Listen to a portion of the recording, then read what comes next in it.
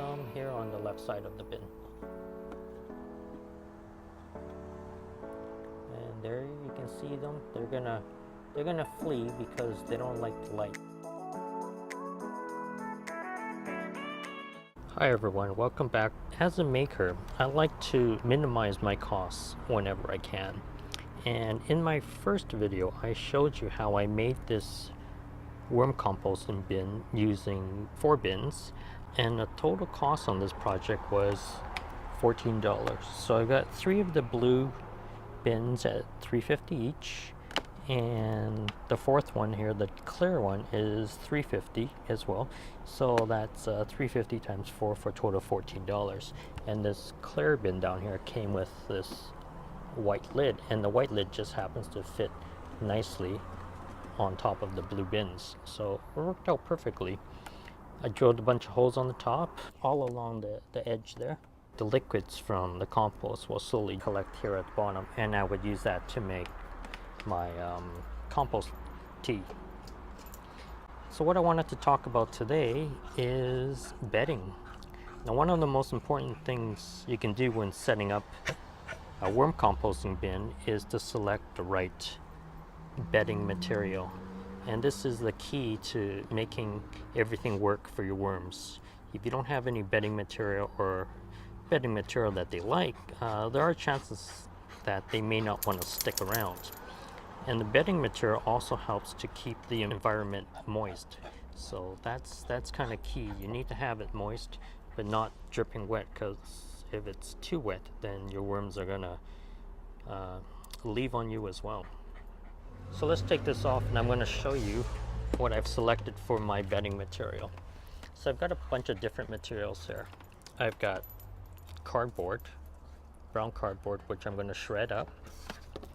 I've got some brown packaging paper, which is what you would use when you're moving and you need to wrap your glassware with. This is brown, it's not white, so it's not bleached, and you want to stay away from anything that's bleached. And I also have a brown paper bag here. So I'm going to shred all of that stuff. So that's 3 items. And the 4th item I've got here is cocoa. And I've already pre-soaked this, so I'm going to add some of that into my bedding material. And then I'm going to spray it all so that it's nice and damp. And that will become the ideal environment, hopefully, for the worms to flourish. So let's get to it. So after adding some layers of my brown paper bag, my packing paper, and cardboard, I'm just going to give it a quick squeeze here just to wet everything down. And then I'm going to continue adding some more bedding material. Here I am just whittling away some of this cardboard in order to shred it for my worms to eat. Now I'm going to add a layer of cocoa.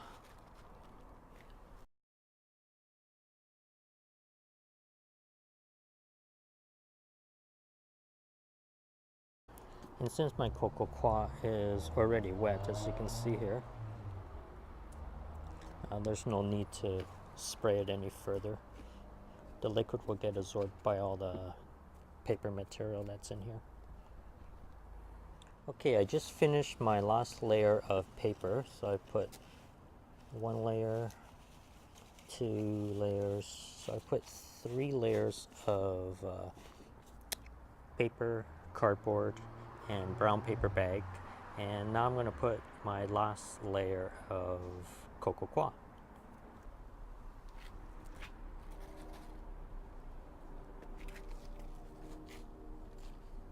Spread that out a little bit.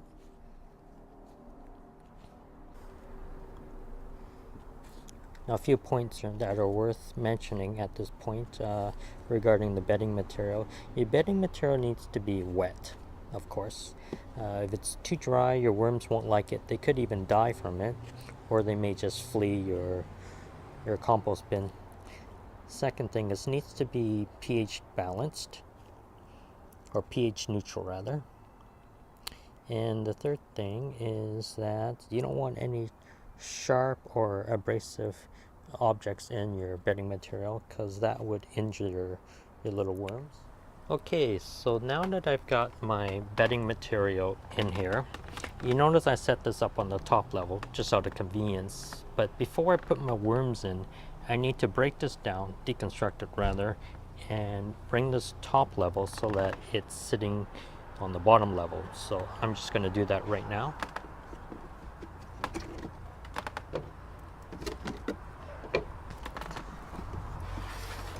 Nothing is secured here. This is just being held by pressure and gravity, I guess. Okay, so that's how the bins would normally sit, but I wanted to elevate them just a little bit, which is why I use these wooden blocks. And the great thing about these blocks is that they fit in the handle space really nicely, and they don't slide around too much. And it's adjustable height-wise, so if you want it higher, you just need to put in a larger piece of wood. And that's why I didn't screw them in. So we're gonna take that out. These two are gonna come out because they're not gonna get used yet.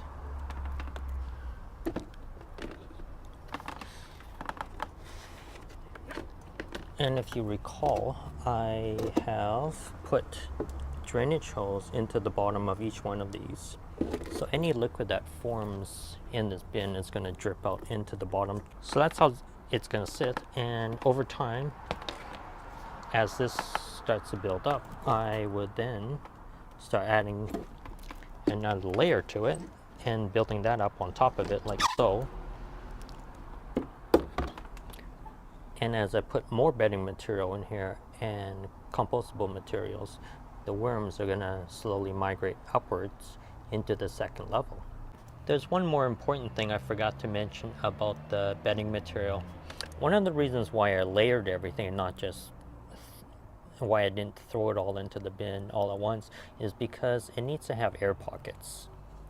The air pockets are important in order for the worms to travel throughout this material. If it's too dense, the worms will have difficulties traveling through it, and they won't eat as fast. And ideally, you want them to be able to eat the compostable material as quickly as possible. And that's kind of one of the keys to successful worm composting. So, having said that, let's get to the worms. So, I've had my worms in here for a few days now.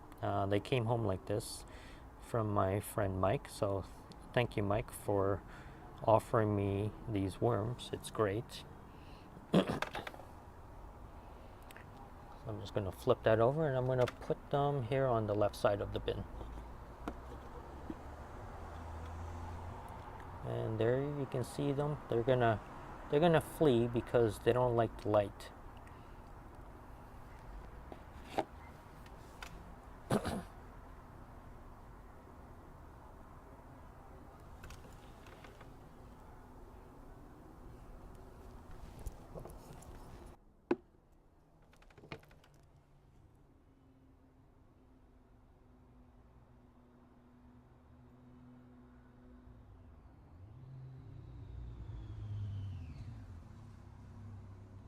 These guys move pretty fast.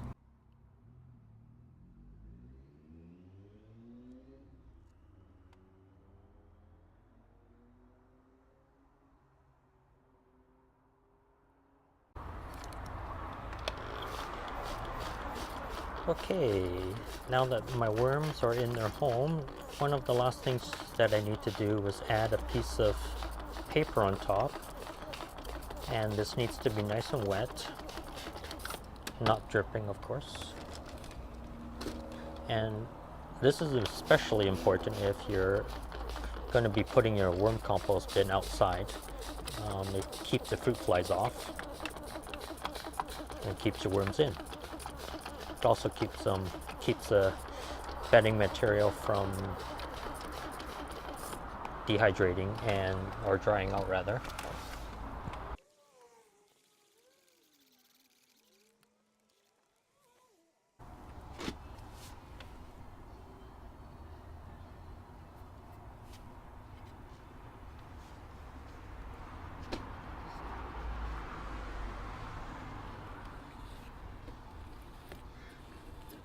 And I'm just going to put that loosely over the top, just so that the worms have lots of space to move around. Now I have a little bit of vegetative material in there already, so I'm not going to bother giving them any food for the next day or two. I want them to settle in and be happy in their new environment before I start giving them more food. And I want that stuff to start getting eaten up first.